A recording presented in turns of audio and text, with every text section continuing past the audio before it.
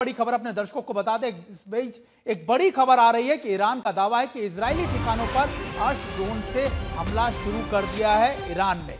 तो ये बहुत बड़ी खबर है। इजराइल पर अटैक, ईरान ने हमला किया है और ईरान का दावा है कि इजरायली ठिकानों पर ये ड्रोन, जिसका हम अभी जिक्र कर रहे थे कि आरश अब तक इस्तेमाल नहीं किया है, उस आरश ड्रोन का इस्तेमाल किया है।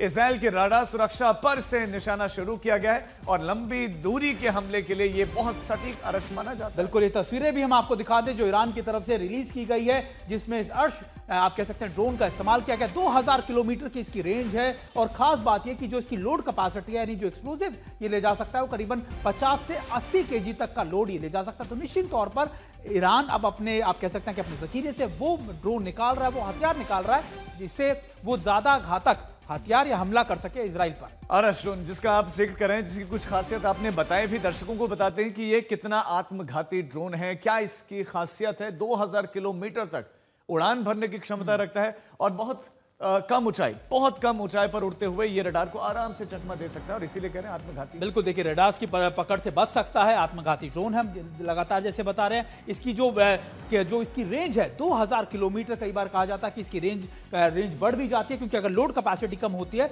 तो निश्चित तौर पर इसकी रेंज बढ़ जाती है। कम ऊंचाई से रडार को चकमा दे सकता है और यही राजीव इसकी खासियत है जो लगातार इजराइल के लिए बड़ा कंसर्न बनी। और कितना विस्फोटक कैरी कर सकता है ये, जो इसका पेलोड क्षमता है वो है 50 किलो विस्फोटक कैरी करने, यानी कि जहां पर ब्लास्ट हुआ बहुत बड़ा नुकसान, बहुत बड़ी तबाही। और ईरान के पास ऐसे बहुत सारे भी जो है बताया जा रहा है कि आरश ऐसे ड्रोन्स हैं, उसके पास अच्छा खासा जखीरा बरामद है अगर युद्ध लंबा खिंचता है तो।